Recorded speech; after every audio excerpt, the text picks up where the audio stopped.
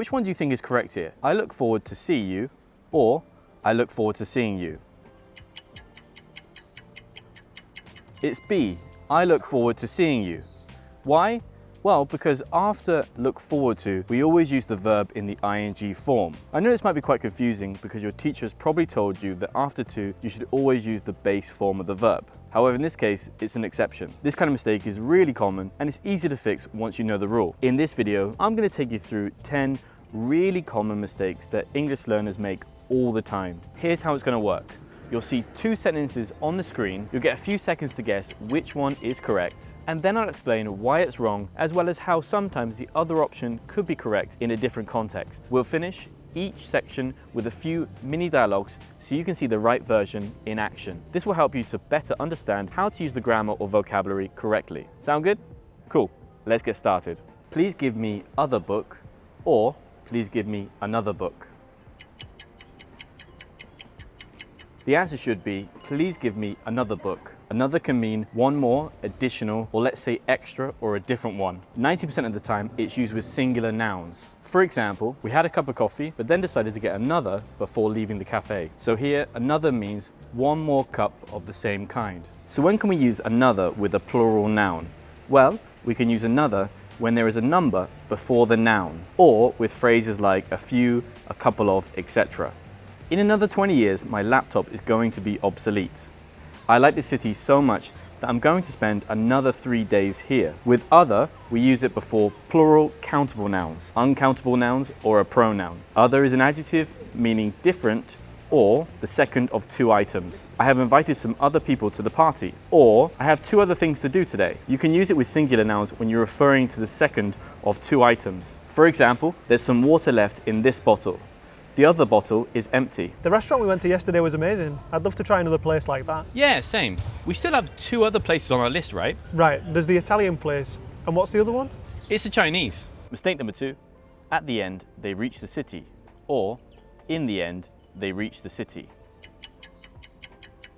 Correct sentence is, in the end, they reach the city. So what's the difference between the two phrases, in the end or at the end? Well, in the end means finally, after everything, or eventually, whereas at the end refers to a specific time or place, like the final page of a book or the ending of a film. So why was the first example incorrect? At the end, they reach the city sounds like the city is a physical location, like at the end of the street or road, but the speaker actually means finally they got there. They finally arrived at their destination, the city. Did you finish watching that new series on Netflix? Yeah, I did. It was a bit slow, but in the end, I really enjoyed it. Same here. I almost gave up halfway through, but I'm glad I didn't. At the end of the last episode, I was not expecting that. I know, it blew my mind. Mistake number 3. It depends on her, it depends from her.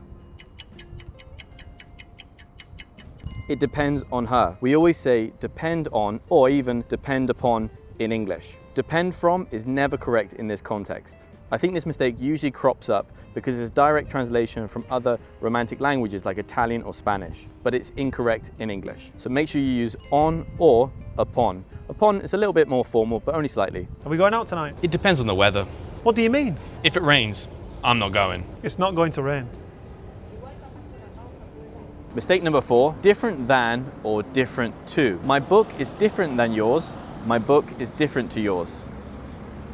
In British English, the correct answer is, my book is different to yours. This is a bit of a trick question because technically both are correct. However, it's about the difference between British English and American English. Different to is standard British English. Different than is commonly used in American English. So you're probably going to hear it in songs or in films, but it's less acceptable in British English. In British English, different from is also possible, though different to is more widely used. Have you seen the new iPhone? Yeah, it looks completely different from last year's model. I know. The design is also different to what I expected. £1,000 is crazy though. Mistake number 5, you should avoid to make mistakes, or you should avoid making mistakes.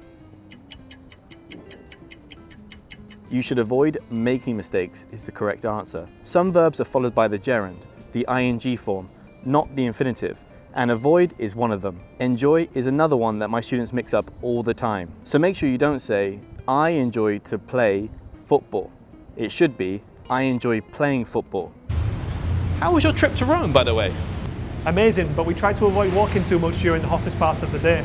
One mistake you should never make is exposing your personal data online. In today's world, identity theft and phishing scams are on the rise every single year. This means sensitive information like your social security number, your online activity, or even your location history could be sitting out there ready to be stolen and exploited by cyber criminals. And it's not just businesses buying and selling this data. Hackers and scammers can use it to open up credit cards under your name, or even worse, commit serious crimes under your identity. The problem is, removing personal data from the internet is a tedious process. That's where Incogni comes in. They contact data brokers on your behalf, requesting your information be removed. I use Incogni myself, and every month I get a report showing me that my data has been removed from about 100 different sites. It probably explains why my spam emails and those cold calls have recently dropped so much. If you want to protect yourself online, head over to incogni.com/instantenglish to get 60% off your plan. Or just go to incogni.com and use the discount code INSTANTENGLISH when you get to the checkout. Alright, let's get back to the common mistakes. Mistake number 6, people is friendly here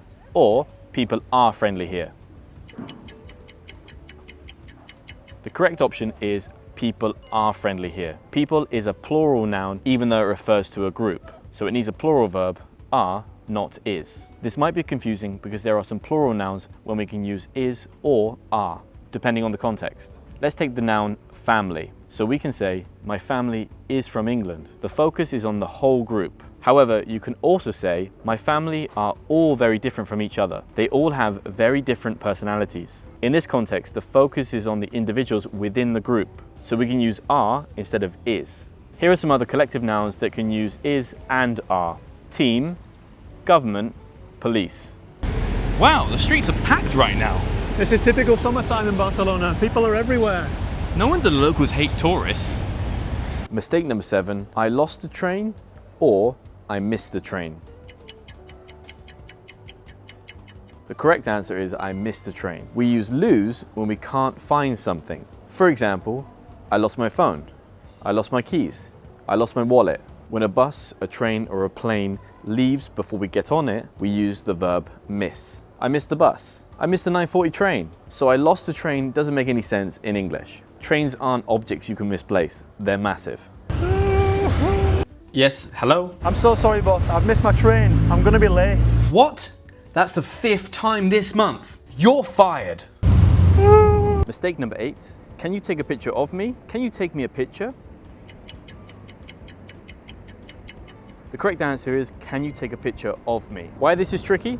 Well, in some languages, you can say, take me a photo, especially languages like Spanish or Portuguese. But in English, it sounds broken, it doesn't sound correct. A slightly more polite way to ask someone to take a photo or to take a picture could be, would you mind taking a photo of me? Or, could you take a quick photo of me, please? And something more informal, like when you're asking a friend, could be, get a photo of me. You can say it like an order because it's your friend, someone you have confidence with, somebody that you know. Get a photo of me. Last year, I was walking to school every day. Or, last year, I walked to school every day. Last year, I walked to school every day is the correct option. We use the past simple for habits or repeated actions in the past. Like, I walk to school every day. She studied French once a week. The past continuous is used for actions happening at a specific moment. I was walking to school when it started to rain. So here, because we're describing a habit every day, we need to use the past simple. Mistake number 10, I didn't see anybody at the party. I didn't see nobody at the party. I didn't see anybody at the party is the correct answer. Why? Well, in English, two negatives actually cancel each other out. I didn't see nobody literally means you did see somebody. A nice way to remember this is that when you use the word any, or a word that contains any, like anything, you use the negative. For example, I don't know anything. We don't have any food. He didn't go anywhere. Occasionally, you may see some dialects of English breaking this rule, especially with the word ain't. I ain't got no money. I ain't seen nobody. However, it's considered non-standard English. In other words, it's an informal way to speak. Okay, so that's everything for this video. Hopefully now you've learned to correct some mistakes that you might have been making in English. If you enjoyed this video, don't forget to smash the like button, and I'll see you soon.